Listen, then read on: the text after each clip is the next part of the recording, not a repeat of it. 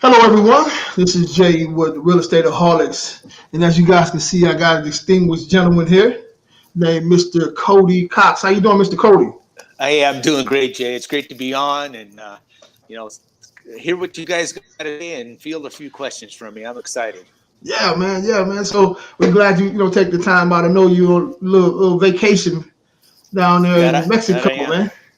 Yeah, So, I'm off in near Cancun. I'm in a little resort area just a little south of Cancun, Mexico. And every man, one of us have to get away every now and then, just clear our head. And that's true. with the technology we have now, you can still do your work if you want to or need to. Yeah. But then when I'm done with you, I'm running down to the ocean.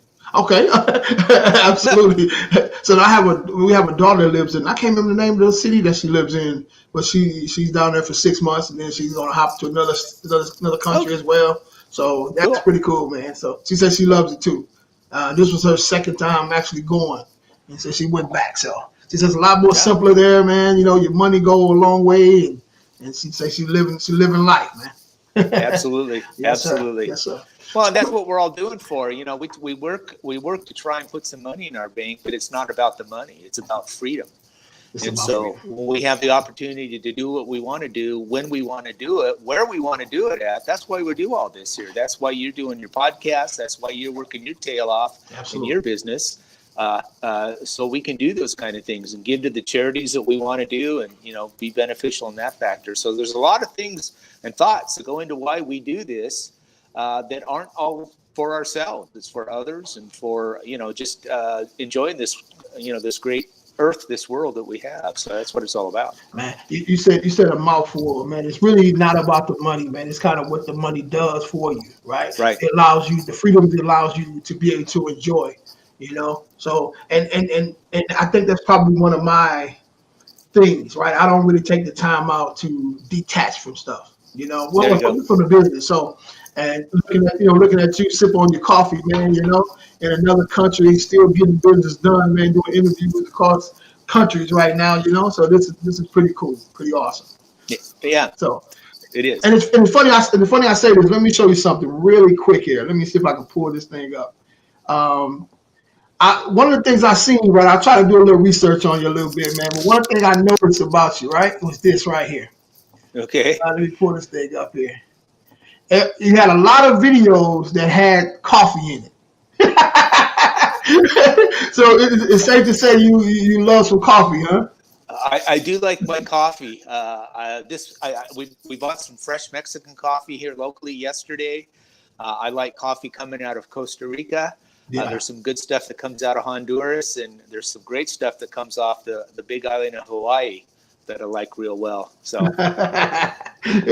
Yeah, man, they're good coffee. I seen a lot of coffee videos. I even seen one gentleman. He said he seen some look like coffee beans, but maybe something else that he was teaching you about on your Facebook, I think it was. So, but I thought that was pretty cool, man. So, uh, yeah. I drink, I drink coffee when it's really cold out.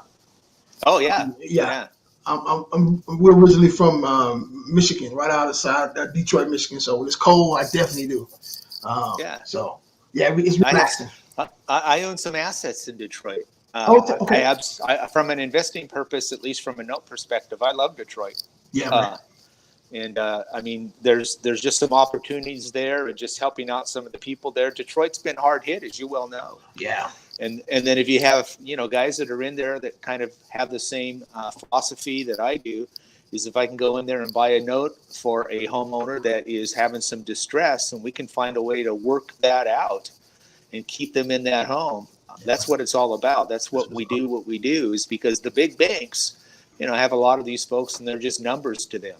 That's I see a person with a soul behind them. They're trying to work as hard as they can, and maybe something came along that there was a tough break, and they got behind on their mortgage. yep. And so, part of my goal is to go in there and see if we can find a way to keep them in that house. And I have this little saying. I'll go ahead and throw this at you too. This month, the month of August that we just passed, Mhm. was my 40th year in the mortgage industry. Mm. So I've been around for a long time, and I've probably been involved from a new mortgage standpoint with close to 20,000 different mortgage events, mortgage transactions. Wow. So I kind of say that I spent most of my career, or all my career, putting people in houses. Yeah. But I want to finish my career keeping people in houses. And so that's Mm. I why know we that's right. established. That's why we established Bridge City Factors and some previous entities that I've owned with the purpose of keeping people in their homes. And we went through a big, huge thing in early 2009, 2014. Through those periods of times, we may be headed back to something probably not in the same fashion or same depth as those times are. But I feel like we're pretty well positioned to be able to help some folks as we move into something that could be, some traumatic situations. We see values in the stock market going down. We're starting to see some values that are going down in some of the housing markets. If people continue to lose jobs, they're going to have some problems making their house payments. So we want to position ourselves that we can help those people out, keep them in the homes, and then provide some good returns for our investors. It's definitely a great time to do what you're doing. Yeah. As far as buying notes and things of that nature. Mm-hmm. What's interesting, I was a loan officer for many years as well. And I kind of got out of it once the market crashed, and I think what 07, 08 or something like that. I got Yeah, out of it. started right about Yeah, that. Yeah. I actually thought about getting back into it, but after kind of looking at some of the things you do, I think you have more fun, man. You have more fun than anybody else, man. So I might come over there where you at, man. So so Yeah. yeah, Yeah. yeah. And then Well, it's people. and yeah, it is people. And one of the things that we talked about a little earlier about freedom is that of the all the assets that I've purchased and sold during the course of my note career, I've never seen any one of those houses. So Yeah, I don't yeah, have to worry about going out and talking to a seller and trying to submit an offer at a discount. I work basically as a B2B type business where I'm acquiring assets from hedge funds or banks or through some note brokers or things like that. So it's a business to business kind of activity, yeah. which I enjoy and like much better because there's a lot of emotions in dealing with a homeowner. It is, man. And so once I own the note, then I can turn my attention to working with that homeowner, trying to understand the situation, how they got there, what their future looks like, and see if we can come up with a solution that works on all sides. Yeah. To keep them in the home. So not a lot of emotion. It's, you're dealing with banks as numbers. That's basically Yeah, what it is. exactly. That's basically what it is. So, Mm-hmm. and I would say that the best thing about working with, doing B2B, right, is that Right. on what Thursday night or Friday morning or whatever the case is, you decide you want to take off 3 days. You don't have nobody calling you at night or in the afternoon and all that stuff, right? You can literally shut your business down and go live your life for 3 weeks, 3 days out the week or whatever the case is, right? So Yeah. as wholesalers, you have to be available when the seller is available to talk. And sometimes it's at lunchtime when you're trying to take a lunch. Sometimes it's at 6 o'clock when you're trying to shut it down, and you got to adjust accordingly. So I think your side of the real estate market, real estate is definitely attractive Yeah. to me for sure. Yeah. For sure. I agree. So let's start here, man. I want to know a little bit about you, man. That kind of your upbringing. Where you originally from? Well, I grew up in a small little farming community in Northeast Oregon. If you've ever heard of Walla Walla, Washington, I was the first town inside Oregon, just a little bit to the south of that. And so I grew up, went through all the grade schools there, went all the high schools there. And then I went to the University of Oregon, who plays game day. Today's game day, as you guys know. Yeah. And my school, Oregon, plays Georgia today, Yeah. so we're starting off with a pretty big team. That's a good one. But that's where I went to school, and then I actually started working for a mortgage loan servicer in Walla Walla. So when you called the 800 number to talk to your mortgage company, I was the guy that answered the phone. Okay. And so a background in mortgages came on the servicing side of things. So you've seen all parts of this thing then. I have. Yeah, wow. I have. From the servicing to the note buy-in to broker. Yeah, and underwriting and underwriting. So, I'm an old Fannie Mae underwriter too, so I knew all the tricks to get a loan approved through the Fannie Mae DU. Yeah.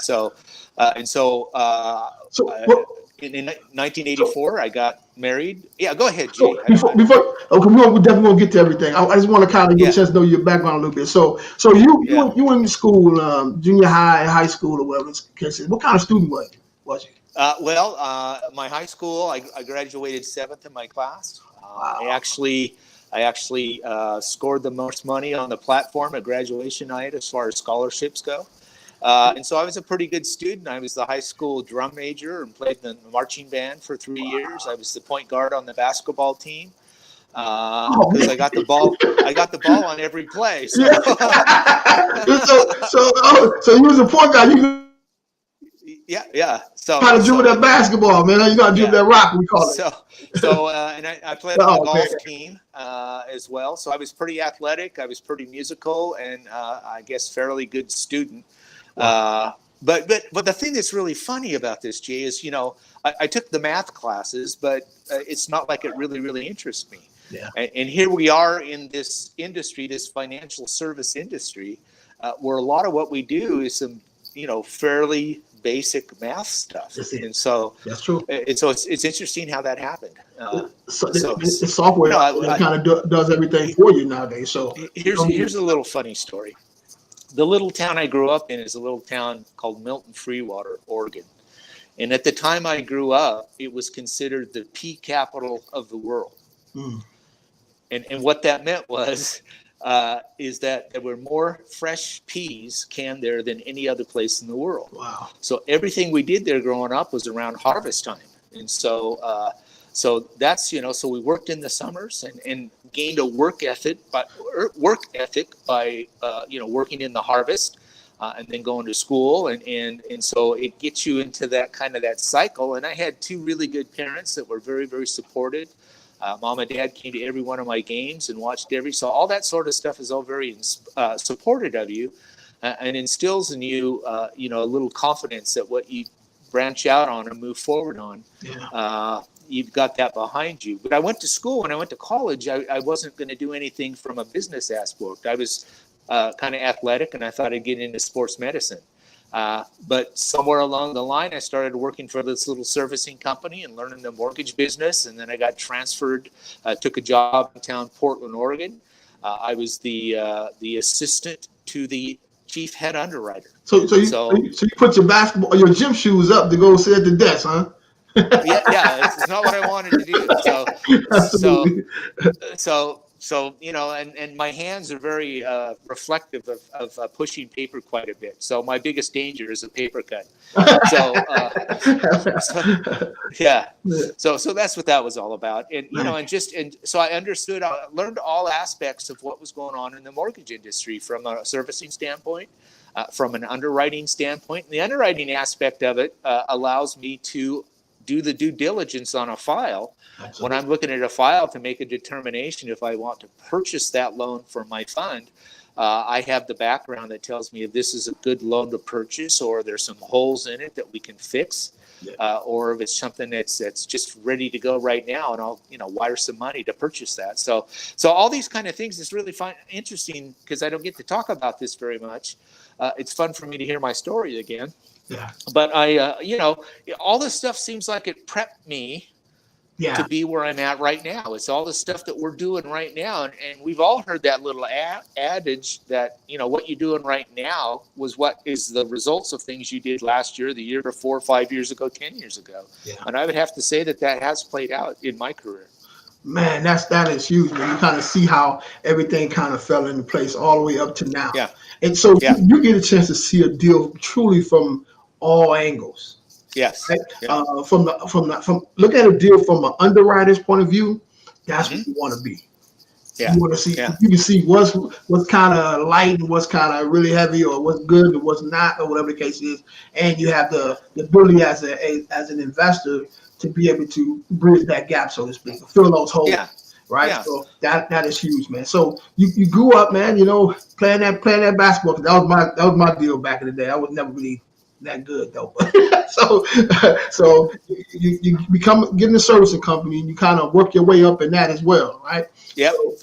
So when you got out of that, you became an underwriter after that. So how you make that transition? Did you do it with that company, or how did you make that transition?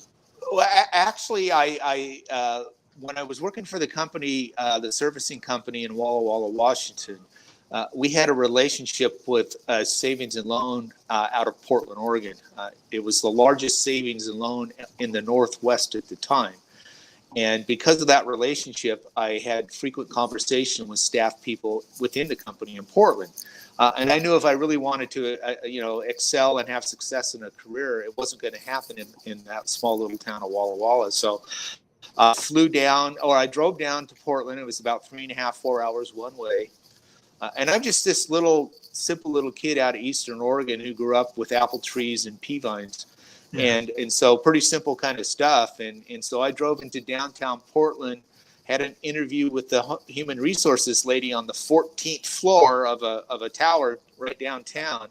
And as I'm having the interview, next door, I see a helicopter land on a roof of a building next door. And I completely forget where I was because I've never seen that before. I ended up passing her interview, went and talked to the head underwriter, and within a week I was hired. And 2 weeks after that, I moved to Portland, Oregon. And so how big of a change was that? Like a culture shock? Oh, it was incredible, because all of a sudden there's more people in the building than there was in my hometown. Yeah. And so, so that's a pretty big change. Wow. That is interesting, man. I guess that kind of happened to me a little bit as well. Coming from a little small city like I came from, to come to Texas or Dallas to see these big skyscrapers and things of that nature, it was like, wow, man, all that's going on here, So yeah. I didn't understand that. I did. Yeah. So in that situation, one thing you didn't forget is your work ethic. That's right. Put your work ethic with you, which I would go so far to say that a lot of time when a person in a situation that come up the way that you come up, you probably work extra hard. First of all, trying to please them as well, right? To let them know you do belong here, Yeah. And at the same time that that just was in you, to work hard or whatever. Because so no reason why no way. The reason why you probably excel is because of those couple factors, and to see your parents working hard and things of that nature. Yeah. You can't lose in that situation, man. So just have a little awareness. I mean, situational awareness is a big deal, to know what's going on around you, to be able to absorb new information. And put it into practical use. Yeah. So let me ask you a quick. So when did you start looking at note buying?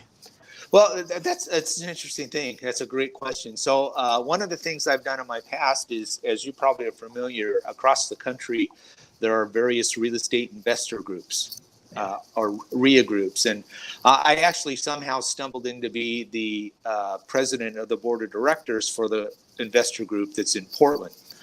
So part of my job was to look for national speakers that would come into our group and present, their class, their program, whatever, to my group. And they typically would come in on a Thursday night and do a 90-minute presentation, and then very often have an all-day Saturday thing where they basically taught all day, and then tried to get you to buy their program, kind of step you up a little bit. And so I'd been doing this for about 2 years, and I kept getting called from a guy who was a note trainer. He was part of a larger group out of Texas. You guys might be familiar with who it might be. But finally, I had this guy come in, and I said, yeah, come on in. So it's Thursday night. He's doing this 90-minute presentation in front of the group. Again, by this time, I've been in the mortgage industry for about 25 years. And we were looking for a way to get out of it or supplement what our income was. And so I'm sitting on that Saturday presentation. We're about 2 or 3 hours into it, and I've been listening to them. I've been trying to do the wholesale thing. Wholesale was difficult because I had a full-time day job. And, you do all the mailers, you send out 1,000 letters, you get 5 or 6 responses, and you get to talk to 2 or 3 of those. But the only real time that I could talk to those folks was on the weekends or after hours. Yeah. And so I kind of think I got to find something else to do. And so in listening to this note trainer, all of a sudden it hit me in the head. You should do this. You've got all this mortgage background. You understand everything he's telling you. So I did it. I made a change in my complete model, and we started focusing on real estate, but looking at notes and purchasing notes. I went to one of their 3-day seminars on how to deal with non-performing notes, and then found a lot of other sources where I could get some training on and understand. Because even though I had the background, there's a certain amount of techniques and strategies you need to learn to be a note investor. The I SEC. hooked up with the mastermind, a guy out of Austin, Texas, and was with him about 3 or 4 years. And I started buying notes in my self-directed IRA, which is a great way to buy notes for your first one. First several is just buy some money, and have that feed into your IRA. And then, so that's what I've done. I've still got 3 or 4 of those that are out there making a monthly payment to me. If you add $300 or $400 a month times 4, I mean, that's $1,600 a month that's going right into your retirement account. So quick question. So I know we have some people that's looking on here who may not know what notes are. Yeah. Can you break it down to a simple form? What is a note? Okay, that's a great idea. So when you go out and purchase a home, there's 2 primary documents that the borrower signs. They sign the promissory note, which is the document where they promise to make payment on that loan that you've just took out. Now, there is, depending on the state, the second document is either a mortgage or a deed of trust. And the essential part of those 2 documents is that's where you are pledging the house as collateral for the repayment of that note. So you buy the note that says you're going to pay it, or you sign a note that says I'm going to make the loan payments. The mortgage or the deed of trust says that if I don't make mortgage payments, then you can come and take that loan, take the house back from me. And so, rather than be a landlord where you still own the house, what note buying is that mortgage and note that the borrower has signed, you are acquiring that. You are purchasing the paper that is secured by the house. And so if you've had a mortgage and that mortgage somehow suddenly transfers to another company, and you start making your payments at a different place, that's a good indication that your note was sold and purchased by another company who had the servicing of your loan transferred to some other servicing company. So banks do this all the time. All the time. Yeah, it's a standard, and the term for that is the secondary market. Yeah. Secondary market. So Fannie Mae and Freddie Mac are the primary note purchasers in the secondary market. Yeah. I'm kind of right now just maybe a step or 2 above the lower tier of that, because I try and buy from hedge funds or various high-level note brokers, or sometimes directly from the bank itself. Yeah. And so my goal is to try and get a better price and still get to that loan earlier before the borrower goes completely sideways, and then there is no way to solve their problem. Yeah. So normally, if you ever bought a mortgage before, they have you to sign the disclosure form saying that they're not going to service your loan. Yeah, that's right. Probably the next day, or sometime next day, or whatever the case is, they immediately sell it over to one of these big banks on the secondary market. Right. That's basically what it is. So your payments doesn't change. Anything, Nope. Everything is still the same. They just buy. They may have another 1,000 properties that goes into it, and they sell it as a bulk to the open market, or whatever the case is. So that's basically it. So in Mr. Cody's situation, he buys it from someone else, right? So it's business to business in this situation. So, but now, from my understanding, so now when you purchase it, you go back to the original buyer and say, look, I could possibly keep you into this property. Let's work out something to reconstruct this whole deal to where you can stay on your property. You can make your money, they get their property back, and it's a win-win situation. Right. And that's the whole goal, is to make a win-win-win for everybody involved there. Because I can get down and work with that homeowner on a loan level basis, one-on-one with that homeowner. Yeah. Rather than be dumped into a whole tranche of loans that are indifferent to that owner, to that lender. And see, now we don't have to deal with a bank or whatever the case is and get their nonsense. We do it one-on-one, man-to-man, or homeowner to investor, or whatever the case in the situation. And right. In that situation, you tend to work out whatever the situation is. If it's something that can be worked out, right? Yeah, so, and it doesn't happen every time. I think for the most part, the workout ends up about 30 to 35% of the loans that you purchase that are non-performing, which I'd like to find a way to get that higher. Yeah. Oftentimes, the best solution for that homeowner is to submit a deed in lieu of foreclosure. Mm-hmm. And usually we give them a little bit of money, walk away money, or cash for keys, if you will, yeah.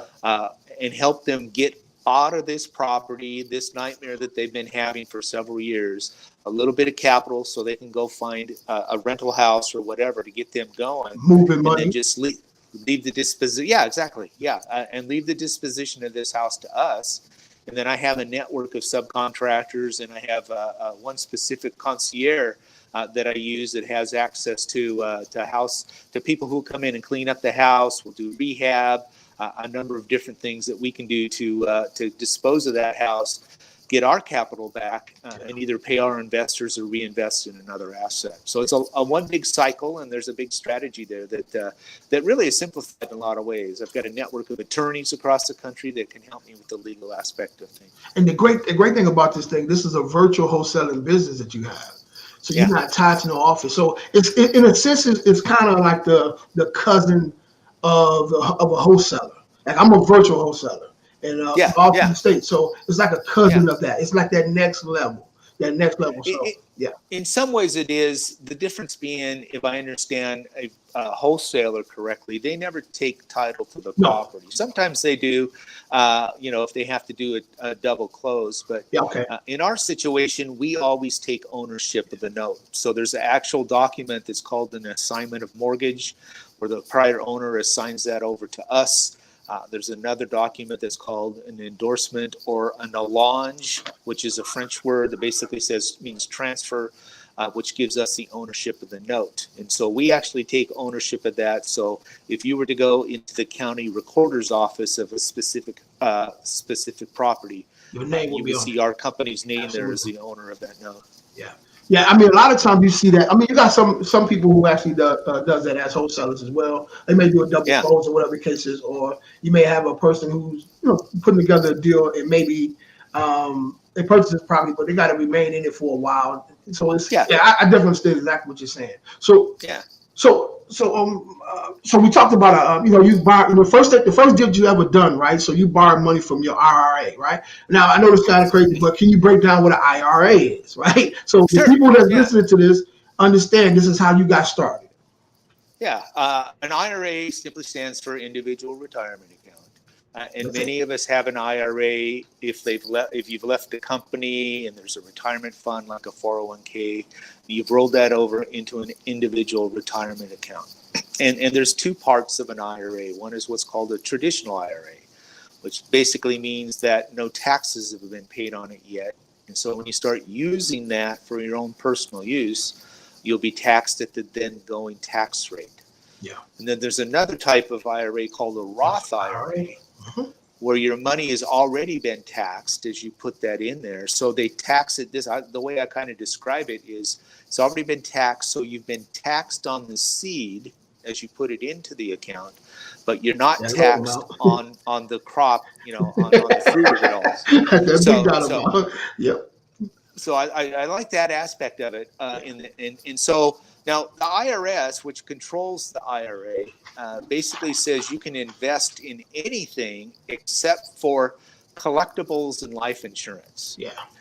But in standard situations, everybody remembers an IRA to invest through their Fidelity account or their Ameritrade or Schwab account or something like that. And those are called custodians. And the custodians of your money only allow you to invest in things that they allow you to.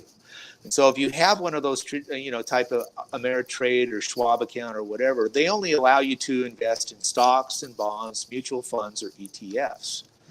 So when I talk about a self-directed IRA, I'm talking about those custodians that allow you to invest in alternative investment vehicles.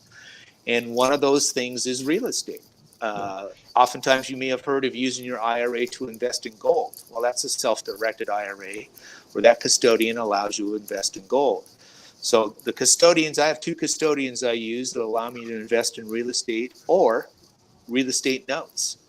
And so that's what I use those for, is to invest in notes. So it's kind of like mailbox money for me. So it rather than the payment come to me, it goes right back into the IRA, which gives me an opportunity to find another vehicle to reinvest that money. So I've got money coming in at one level, and then I can reinvest it somewhere else, and maybe another return rate. So that's what, so an SDIRA, self-directed IRA, is typically associated with with a custodian that allows you to invest in alternative investment vehicles. So hopefully you guys understand that, right? So these are your tax.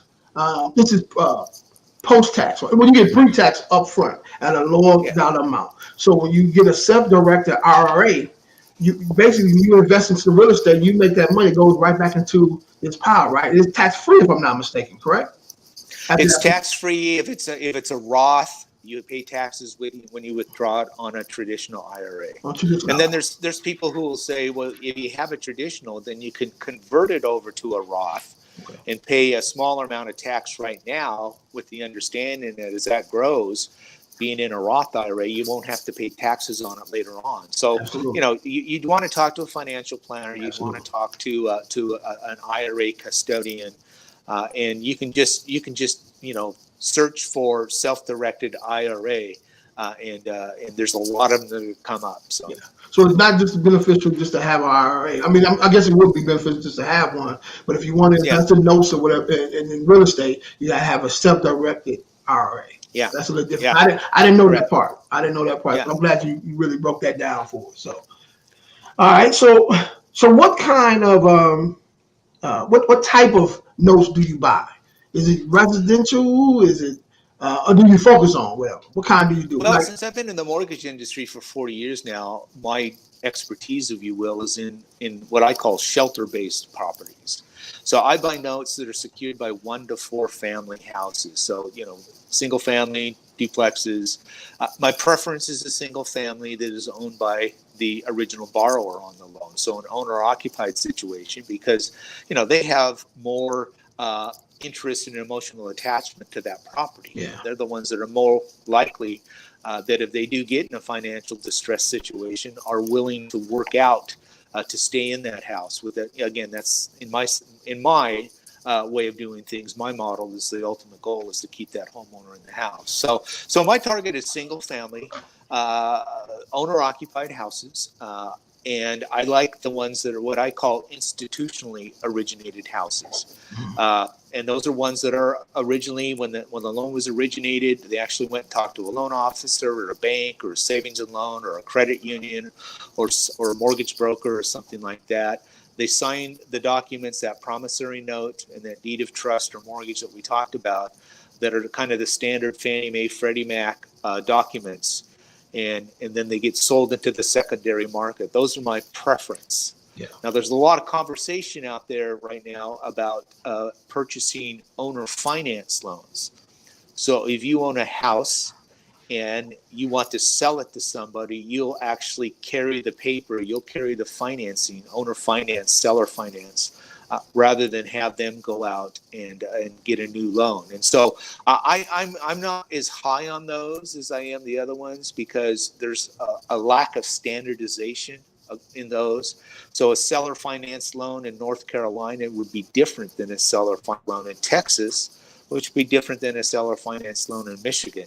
Yeah. And so I like the standardization, because I'm in this mode right now to try and simplify everything. So as long as I can keep that all within a certain parameter, then I'm a lot more comfortable and I can do more, and then I have a little bit more freedom rather than trying to figure out what the heck they're doing here. So this right here, I kind of go. A lot of matter of fact, last week, if I'm not mistaken, we actually kind of touched on that. As wholesalers, we kind of do different things. We don't just wholesale deals, but we also we may do owner finance on the property. So sometimes we may get a contract on a property where we're doing owner finance. So in that particular situation, so let's say if I got a property that's a really good deal, but I get it owner finance, you'll be willing to actually purchase that property? I would take a look at it. And the important part to me in any file, because you're actually purchasing a file, you're purchasing a handful of papers. And the important part to me would be to review that file, which in the industry we call a collateral file. And so I would look for certain pieces, certain standardization, and certain things that still make it that in the event that loan does go sideways, and in the event that I have to pursue a foreclosure, that I have a valid lien on that property that doesn't require me to do, too much work, too much attorney fees. Yeah. And so that's what I'm looking for is looking at that file. So if you did an owner finance file and you wanted to sell that note to me, I would dig in real deep into that file to find out if the terms of that purchase, terms of that owner finance that you put together are workable. So definitely it will be, of course it'll be in the contract for sure, and Right. it will be paid off. So Right. owner finance deal, it has to be paid off. That I have done, it was paid 100% paid off. In a situation, no, I take that back because it's sometimes they may have a small mortgage note or whatever. They just want to fire it. Maybe somebody left it to them or whatever the case is. But of course, we have to do some different things with a trust. But yeah, just bring the whole file. That you read the whole file and then you make the decision at that point in time. So we definitely need to talk a little bit about that as well because I have quite a few people, man, who may be interested in doing something like that. So. Yeah, and I have one right now that we're trying to close. Hopefully, we'll close it next week, which was an owner finance deal. And oftentimes, we have a rehabber, somebody who's going to buy the house, fix it up, and resell it. Yeah. And so when it's a house that they bought, this is kind of a case study, if you will, Jay. They bought a house and borrowed money to fix it up. And so that lender put a lien on the house. And then they fixed it up and sold that property to a homeowner who was in the house. And they produced a set of documents, a note and a deed of trust. And so they wrapped that around the initial loan. Okay. So that initial loan where the rehabber borrowed to fix up the house still shows affecting title to the property. And so if I end up buying this wrap loan in its present condition, then I'm in second place. So if the borrower quits making payments, there's still another mortgage I would have to pay off. Okay. And so next week we're having a big discussion. Well, and the other part of it is this, and this rehabber I think is a great rehabber. I think he does an awesome job on his houses. But he was not really prepared and didn't really have a file ready for me to review. We just talked about reviewing that collateral file. His file was not in a position for me to really, and I made a ton of suggestions, corrections, requests to try and get that file in a possession where it's investment quality that I would want to purchase. Gotcha. And so next week we're having a little powwow to try and make sure all the final details are. We're actually going to open an escrow. So when I purchase that file, the money that I'm wiring is going to go to escrow to pay off that underlying loan. So my mortgage now is in first place without that underlying loan affecting title. Yeah. So that's kind of a little bit more complicated, and so it's just kind of an interesting thing that you see when you spend some time doing these kind of things. That there's still a loan affecting title, so the loan I'm trying to buy needs to be in first place. So we're finding a solution on that. So not only do I work with finding solutions with the homeowner to stay in the house, I also work with sellers oftentimes to find a solution so they have a saleable loan. So you're still a great problem solver. That's basically what wholesaling is. You find a problem, you fix it. 9 times out of 10 in that situation, you'll get a better deal anyway, right? So, and that's exactly what you do, Jay. Is you're exactly out there working on wholesaling. Yeah. You're finding those problems and being a problem solver to help that homeowner. They need to sell the house and have some walking money, and so you're a problem solver too. Absolutely. And so that's one of the things that is I appreciate in working with you and talking with you is that we're in this to solve other people's problems. Absolutely. And we get rewarded for that. Absolutely. And rightfully so. Right? Yeah. So, yeah. Oh yeah. So let me ask you a question. So here's a good question for you. Do you buy non-performing notes? That's what I'm supposed to say. Not no, but non-performing notes. I do. There's 3 notes that I buy. One of them is the non-performing notes. Those are attractive because when you purchase those notes, you can get them generally at a pretty good discount to face value, which allows you to increase your profit potential. Okay. Break that down to what is a non-performing note? Non-performing note is when that homeowner is no longer making payments, and they may not be making payments for an extended period of time. So the note itself is not performing per the original agreements. So they may be up for getting foreclosed on. They may be in a situation. Yeah, that could be part of it. Yeah. Now, okay, I got a question for you. So You not only buy those in Texas, but you also buy those in other states as well. Yeah, I buy the most of the. I have loans like I mentioned that I own in Michigan. I have stuff in Okay. Indiana, Missouri, South Carolina, Louisiana. I have one borrower right now. You may have heard of what's going on in Jackson, Mississippi. I have a homeowner that's in Jackson that we're going to reach out to them on Monday to find out, if they're doing okay. Just kind of a well check, if you will, to make sure that they're doing okay and if there's anything we need to help them. But yeah, I've got stuff all over the country Okay. in that regards. Okay. Excellent. Excellent. So yeah, like I said, I'm bringing on other students as well, man. Because I know we'll run across these different situations. So I definitely be Sure. reaching out to you. So, Yeah. okay. So non-performing is a person that's behind on his mortgage, maybe 6 months, maybe a year, maybe longer, right? Maybe So maybe four it's maybe. years. I've bought some that have been behind in 5-6 years. Wow. Wow. Uh, Wow. and so there's another complication in that is most states have what's called the statute of limitations. Yeah. That if the loan gets so old that it goes stale, that the lender no Stop looking. longer has claim against loans that are longer or payments or amounts owed longer than statute of limitations. So that's one of the things we have to look into is what is the statute of limitations on that in that particular state on that loan. And if we're not going to be allowed to collect on that, if we go through a foreclosure process, what is the amount that we'll be able to collect on it? Is it still a profitable deal? I've heard about something like that, man. That's really interesting. Yeah, So, yeah. so what about? Cause I don't know if I put this in here right. A PF performing note. Did I put that in there right? Well, a performing note is one where the homeowner is making their payment, What's up? and that's the one that provides the cash flow income. And I'm a big cash flow income kind of guy. And in the fund that we have just closed and still, making payments or receiving payments and paying our investors, it's predominantly performing notes. So when a homeowner makes their house payment, sends it in, and they do that month after month after month, then that's what's considered a performing note. Okay. And is another one? Is it the R? The R performing note? There's another one called, yeah, you've got it right there. A reperforming note is one that may at one point in time had been non-performing, but you were able to work out with that homeowner a solution to keep them in the house. And as that solution, that workout starts performing it now, and they're now making their new payment based on a modified loan, then that is a re-performing loan. So that we look at all three of those, and generally on a non-performing, you're going to get a deeper discount for the purchase.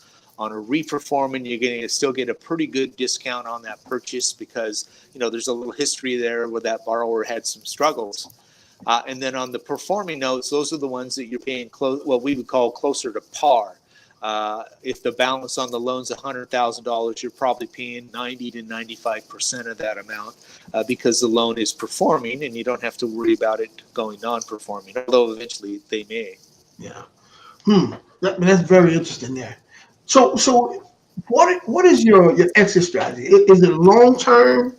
Is it to turn around to get a bunch of them and turn around and sell them as well, or is it what kind Well, of what is your exit strategy? that depends on what entity I'm purchasing them in. So in my IRAs, I want them to be long term. I'll just hold on to them as long as I can until that homeowner decides to sell the house or refinance or whatever, and that's fine. In my fund, we're trying to purchase loans for a 2 to 3 year hold. And so we're trying to provide that cash flow to the investor as well as ourselves. But our fund has an expiration date. It needs to be closed by the end of the 5th year. And so we try and purchase notes based on that liquidation date. And so it kind of depends on what the strategy is for the company that you're purchasing notes in. And see, that's a real good thing that I like to interject here is that anybody that is any business, whether they're wholesaler, rehabbers, landlords, or note purchasers, I mean, they need to sit down and actually write out what their model is. Absolutely. I mean, this is a business. It's not a hobby. And in any business, they have a financial model and they have just a business model. And they need to have that written out. Now, it can change, of course, from time to time. But if you're going to actually run a business, put in writing what this business is all about and stick to the script. Absolutely. I've noticed that anytime I run into trouble on a situation, it's because I've acquired something that's outside my model. And so that would be one thing I hope that whoever else might be listening here, that they write down and take note of, is that I need to sit down to balance of this afternoon, put the Oregon Duck Georgia game on TV on ABC and write out my model of the business that I'm doing right now. Very important. Very important. Yeah. So Yeah. this is, what is for your company, what is your mission statement? Well, my mission statement has to do in part with keeping homeowners in their houses. I mean, that's a whole part of it. So we're trying to provide, and I don't know if I really can remember exactly, because we're trying to do two things. We're trying to work with homeowners and we're trying to work with investors. And so on our website, our little mantra that we have, there is a refreshing way of mortgage note investing. And so being able to go to our website and see this is what our tactic is, what we're trying to do, is make it easy for investors and make it good for homeowners. And so that's what we try and do, is our mission statement is to keep borrowers in the houses and to make sure that we're getting a good return for our investors. Yeah. So I know how you came up. The kind of person you was in school. You're a great basketball player, all the way up to working for a servicing company, becoming an underwriter, to now full-time real estate investor. What's next for you? Well, I still have a full-time day job. Okay, gotcha. Okay. Yeah. And so the state of Oregon is one of those unique states that offers a veterans home loan program outside of the federal VA program. Texas is another one of those states. You've heard of the Texas Veterans Program. Yeah. If you're in California, the CalVet, California Veterans Program. Well, I'm the senior executive that runs Oregon Veteran, or ORVET. And so I run for the state of Oregon a home loan program, origination and servicing, to put veterans in the houses and work with them to keep them in the houses. I'm getting to the point, Jay, where it's time for me to step away from that position. Now, I don't know if it's next week, next month, next year. Could be Monday. I'm just kidding there, of course. But as I move away from that position, I'm not the type of person that can just sit back on a veranda in Cancun, Mexico. In fact, my family that I'm here with is say, Dad, turn this stuff off. My brother's here and his wife, they keep saying, put this stuff away. Well, it's hard for me to do that. And so my son, who is part of our Bridge City Factors company, we are planning our second note fund.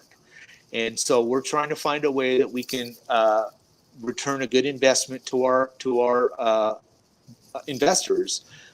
But actually purchase loans in the $5 to $7 to $10 million block, and just have a margin. That's not a margin call, but a capital call with our investors. Have them all set up and ready that within 10 days of a call, we can fund $5, $7, or $1 million in a note application, a note fund, and just deal with that particular, what I call a tranche or pool, all at one particular time. And so that's what's next for us, is developing that fund, developing the strategy so investors get paid, develop a higher level of sources, at the higher level of hedge funds or banks or whatever, and be able to purchase in a larger quantity. And then that will produce an income stream for me that would replace what's going on for my day job. And so that's what's next for us, is to basically let loose of the day job. In fact, one of the things I'm kicking around a little bit, Jay, is starting my own podcast, because come on over here, man. Come on over here. Yeah. Man. We got a spot for you, brother. Well, I appreciate that very much. But one of the things is I'm doing all the planning and studying and getting ready for what people would commonly call retirement. A podcast that's going to deal with what, we're also what I call a solopreneur. We're the kind of folks that want to run our own business. Absolutely. We don't want an enterprise business where I own desks and computers and telephones and have staff. We'd rather have vendors that we work with and let them deal with their overhead. Absolutely. And so from a solopreneur perspective, I want to take it one more step, and that's called a retirepreneur. or folks that are heading to retirement or maybe after retirement have a secondary source of income, because it's all, and you'll hear me say this a lot, it's all about cash flow. And so if we find a way to develop some sort of little business, a side gig or side hustle, whatever you want to call it, that produces some income for us, some side income, when we take that step into no longer getting up in the morning and going to a day job, have we developed a side hustle that we can lead into a higher level of income, ramp it up, keep it at the solopreneur level, and just expand that to provide you with the cash flow that you may be missing from your day job. So that's kind of what I want to do as well from a personal standpoint. That should be the goal for everybody to get to that position. Yeah, do just what you're talking about, man. I don't think there's anybody out there that's approaching that subject. There's a lot of folks that have note podcasts, and I know all the guys and gals, and they're all great, and they do a good service. You know, there's a lot of other, as far as mindset goes, I think mindset's an important part of what you're going to do, especially as you head into retirement. But I don't think there's anybody out there that really focuses on, you know, leading up to retirement and finding a way to keep or develop a cash flow side gig that will flow into a primary gig once you leave the day job. So that's kind of what I want to try and fill that void. That is truly a void. That is truly a void, man. I think everybody should be, you know, looking at something they can do when they get older before retirement. Mm-hmm. Do that smooth transition instead of having to dip, you know, but that smooth transition. So I salute you on that. If any questions you have for me, man, when it comes to podcast, if I can help, I definitely will. So definitely don't hesitate to reach out to me as well. So one more question here. What's your best and worst deal? Well, my best deal was actually happened in Detroit. I had acquired 3 or 4 notes from, I think it was U.S. Bank. Yep. And this particular was a non-performing note in a nice part of Detroit. It was on a street called Abington. And the lady that lived in the house, a single lady, a little bit elderly, and she had some troubles in the past on her note, and her loan got charged off by the lender. Now, in her mind, being charged off means that they forgave her loan, and she didn't have a loan anymore, and she owned the house free and clear. And so I spent about a month and a half showing this lady that charged off means that the bank is simply not going to try and collect on it anymore. It is a valid lien, still shows on your credit report, but they've charged it off because they gave up their collection efforts. And so once she was able to really find out that, well, yeah, I guess I still do have this loan, charged off doesn't mean forgiven, she somehow came up with $110,000 to pay me off. Wow. And I bought this thing for like $48,000. And this took like 4 months to do that. And so when I used investors' money on a joint venture transaction, I paid him off in 4 months, and he had, what was it, a 78% return on his money. And I had, you know, an infinity percentage of return on my money because all I did was the work, and he funded the deal for me. So that was a very, very good deal. I had another on the other side of things, and I'd be transparent because note investing on the surface sounds good, but not every deal works out. I had bought a note on a house in Cleveland, Ohio. This one was on Tate Avenue. And the homeowners were deceased, and their daughter had moved into the house. And we were trying to find a way for the daughter to actually assume the loan. We'd do a modification, put her on title, make her responsible for the mortgage, and keep that in. And then all of a sudden, she went dark on me. She never contacted me, never said anything about it. I thought we were going to find a good deal that was going to work out for her and keep the house that she kind of grew up in and the house that her folks had lived in when they passed away. But we ended up having to foreclose on it. And then they wouldn't leave. And so I had to go through an eviction process to try and get them out of the house. And then finally, when we got them out of the house, they left all their stuff in there. So I had to hire another company to get all their stuff out of it. And then we finally were able to sell it to a local rehabber. But we ended up losing. I ended up personally losing about $20,000 on that transaction. Wow.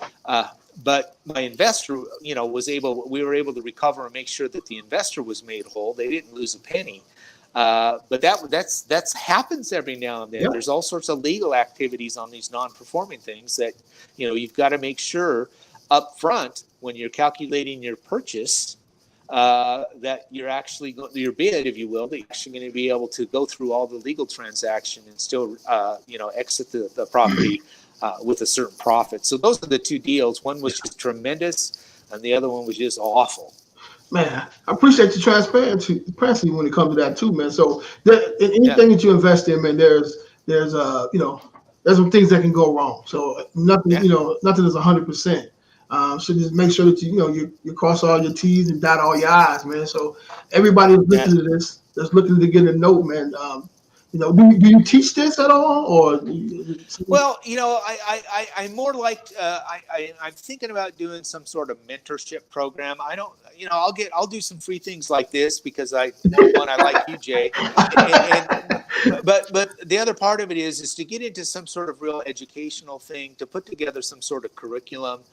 Take some time and effort. I more want to get to the point where I'm working with investors and investing their money through a fund. Yeah. But there might be some opportunity on down the road. In order to be fair to anybody that would want to have me talk to them or mentor them, I want to make sure that I give them some value. And so with a full-time day job right now at the level that it is, I don't really have the opportunity to do it.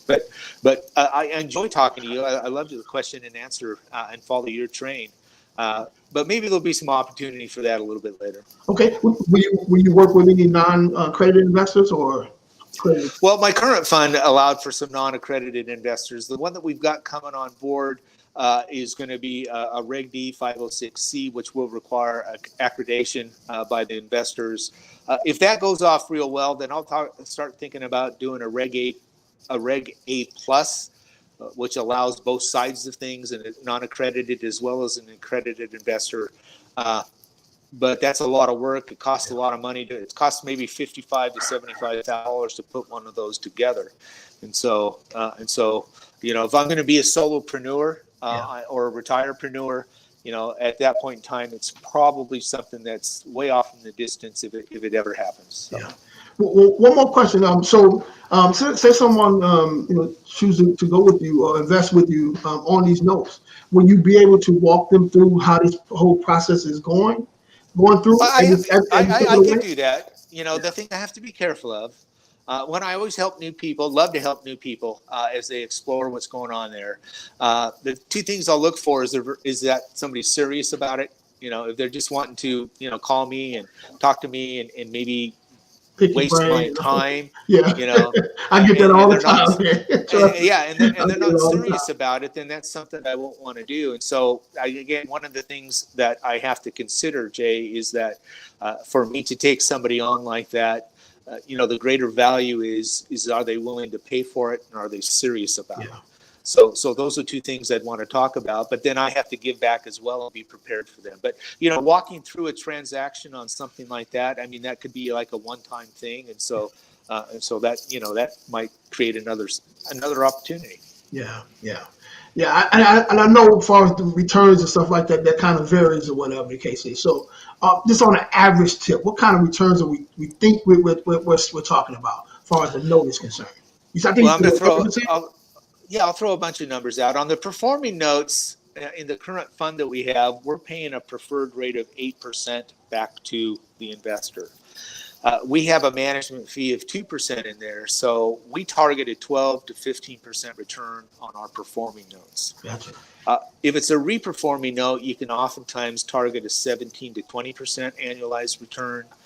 And if it's a non-performing note, you can target 25 to higher percent returns on that. Wow. So those are kind of the returns that we're looking for. Man, listen, man, the bank is not giving that kind of returns out. Well, no, Less than not 1%. even in the current interest rate environment. As the Yeah. Feds are increasing the rates by 100 basis points or 50 basis points, whatever. It Yeah. still hasn't hit your savings account yet, so somebody's making that spread. That's true. That's So so so true. you're right. But listen, I knew when we get you on this call, man, I was gonna learn a lot, man. And like I say, the way you carry yourself on these social media accounts, man, is always upstanding guy, man. I like it. Thank I you. like kind of your humor and everything, man. So I love your beard, man. Your bald head, man. And salute to you, brother. Salute to you. Well, women go crazy for a sharp dressed man. That's true. That's so true. That's so true, man. So, anything you want to let everybody know before we get out of here? Well, I think one of the things to remember is there is a huge difference between note investing and investing in real estate. So always do your homework ahead of time. There's plenty of YouTube videos out there that you can pull a little bit here, pull a little bit there. So before you pull the trigger on one, understand it's your capital that's at risk, and understand that there's a lot of things can go a lot of different ways. So this, as with all of these kind of adventures, adventures probably the right word.